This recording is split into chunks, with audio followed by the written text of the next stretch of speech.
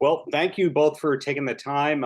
I see a poster for what we're supposed to be talking about, Good Side of Bad. Do you have a lot of posters like that around the house or just that one?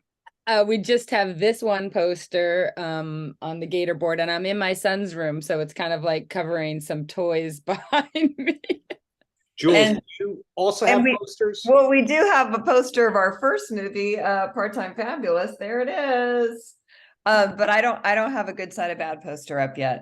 Well, I have it. It's at home. It's in a tube. She's gonna frame it and put it on her wall next to Good Side of Bad poster. I mean, Part-Time Fabulous poster. Yeah.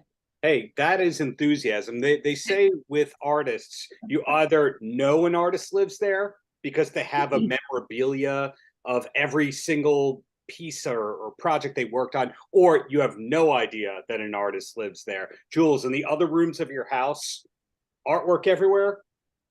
I mean, I keep it kind of minimal. I do have a great poster of my first time at Cannes in 2007. I was in Zodiac and it was there.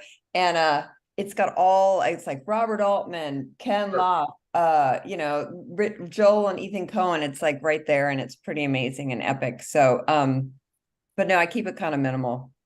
I have art on every single wall in my house. I don't know where I'm gonna put this. Like my husband and I both collect art, and the other day he's like, Audrey Kawasaki came out with a new print. I'm like, where are we gonna put it? He's like, I'm getting it. I'm like, get it. Because the last time we didn't get something, even though we didn't have space, we regretted it. And so now it's also in a tube next to Jules's poster of the movie. I get it. Look at who you're talking to. Look what's behind me. But anyway, good Yeah. side. I do have to say, I noticed it when you logged on. I was like, oh, that looks cool. Where are you based? Long Beach, Long Island, New York. Ever been out here? I've been to Long Island. This is this barrier island that's south of Long Island. That it's only 10 miles from JFK, but it's a beach town. A lot of things film here, but rarely when they film here do they say it's Long Beach. Like that new Amy Schumer show, I forget which town they say it is. That Kevin Bacon show, they said it's Miami. Another show said it's Massachusetts. What can you do? We interrupted you, Alethea. Have you been out here? So my family is both from Queens. My mom's born in Forest Hills. Oh. And my dad's from Queens. But so I've been out to Long Island, and a lot of my family have lived on there. I don't know if I've been to that specific town, but yeah. It's not too far off from the Rockaways, which is where you grew up. But let's talk about Good Side of Bad while we're at it here. Yeah, so do it. When was it actually filmed and finished?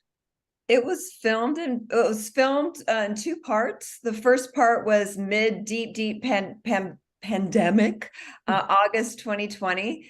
Mhm. And then there was like a family health thing that happened with our team. And so we took a year off. Mhm. And then we worked on the edit. And then Alethea, tell them how we finished off. Yeah, and then we did reshoots last September, and then we finalized in December and had our casting crew screening like December 15th or something, or 18th. Yeah. Remember. And most of us found out about it through the festival circuit. You know, movies these days seem to tour in a kind of cool way that's almost like bands touring and letting you know that they have an album out. It used to be it comes out on this date everywhere, and now it's you have the hip people find out through their local cinema, the industry finds out that way, and then the general public is the last people that catch it on the rollout date. So I found out about it through the Brooklyn Film Festival, or was it the DWF that I believe was showing it? The DWF, and then we're actually coming to Queens beginning of August. We're going to be in the. I don't think we can announce yet. Oh, okay, great. Embargo. Okay. I mean, I don't think we got that email. Sorry, I didn't mean to interrupt you, but we'll be in your woods soon enough. Great. So that kind of a rollout is that, and it's okay if the answer is yes, but is it tiring to know that you have to take things on tour these days? I love to travel, so and I don't have a kid. Alethea has a kid, so it's a different world for her. For me, I'm like, get me on a plane, introduce me to filmmakers and theater, movie lovers, and I'm like happy as a clam. So I'm happy. How about you, Alethea? Yeah, no, I'm happy. I love the idea of touring. I was actually going to bed last night being like, where am I going to go? There's so many festivals, and like I have to be strategic because I have a child and I actually own a restaurant. Um, but I was saying like film festivals, you can hear it in my voice, they're exhausting. They're so much fun, but they're like, I'm like, it would be easier to go to work right now than it would to go to the festival. As much fun as it is, it's just like a lot. But yeah, no, both Jules and I love to travel, and so we're excited to like share it with the world. I can imagine. So you said that the film was done in two parts. Was the hardest part of the whole film getting it done in those two parts? That's a good question. Go ahead. I don't think so. I mean, one of the things that Jules and I did on our first film, Part-Time Fabulous, is that we shot it and then we edited it and then we figured out what we were missing or we still needed. And I think, and correct me if I'm wrong, but we went into this project with the same plan.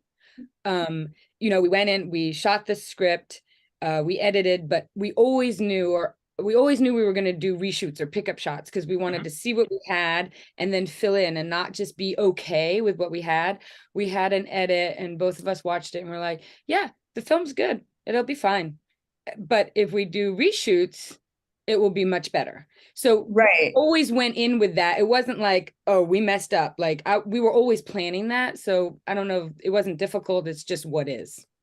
Yeah, I mean, to piggyback on that, we feel like, and I know the big studios do this too, we got feedback, we sent out surveys, we did half industry, half lay people.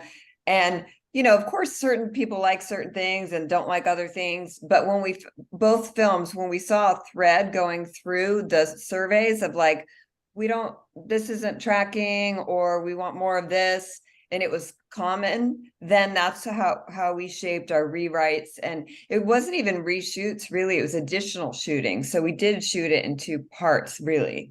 Yeah.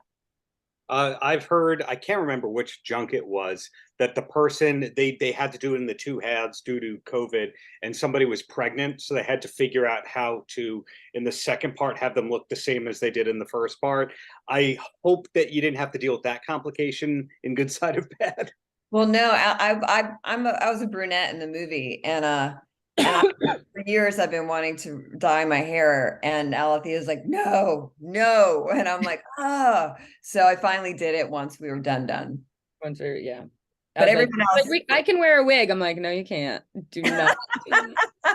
You cannot wear a wig. Do not cut or color your hair. I was like, it happens.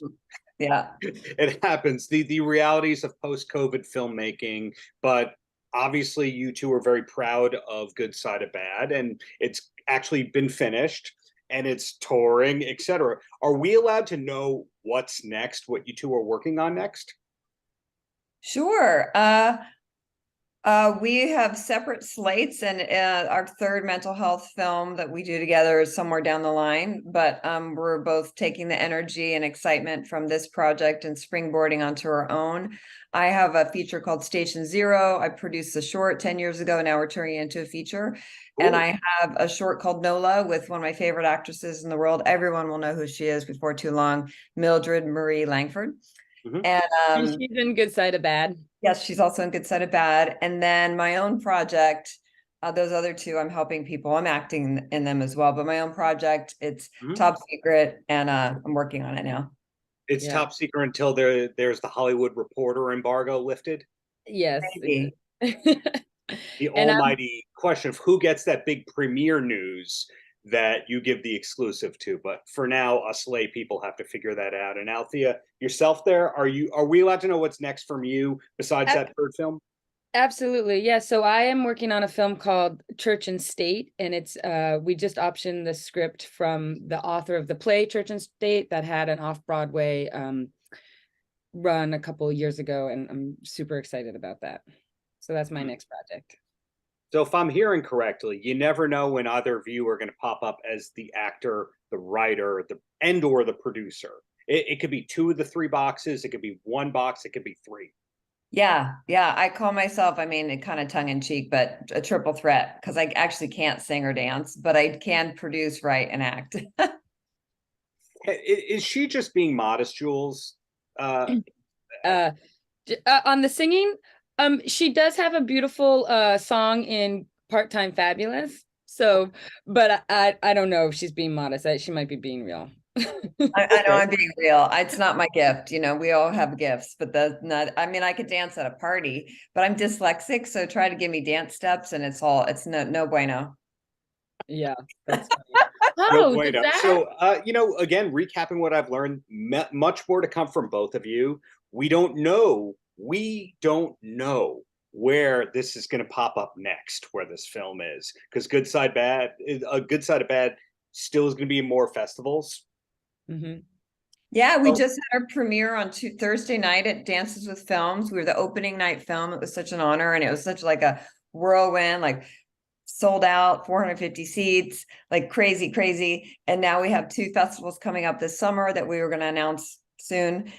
And yeah, we're just excited. We're just at the beginning of this journey, and our films, or both of our films, are mental health themed, and our part of our mission is to continue the conversation that now is happening in our society about mental health, and that we need one another through the journey of figuring out how to deal with mental health issues. Back 20 years ago, 30 years ago, nobody talked about it. It's like a sweep it under the rug in your family. Sure. And then 100 years ago, people were like locked away forever if they had depression and cried, women in particular. But so we're proud to be part of this movement to continue the conversation. Is that the word? That's the word. That's the word. Yeah. Sorry for the rude cutoff right there, but what's the best place that we should be looking to find out the latest and greatest from both of you? Is it the Gram? Is it the Twitter? Is it the website? Is it all the above? Plug away, please. It's all of the above. The Gram is probably where the most current stuff for our feature will be listed. And then my personal Gram is Jules Bruff, and hers is Alethea Root.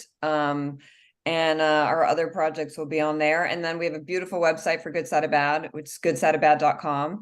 And yeah, thank you so much for your time and for having us. And when we're in New York at the Unknown Festival, we'd love to have you there.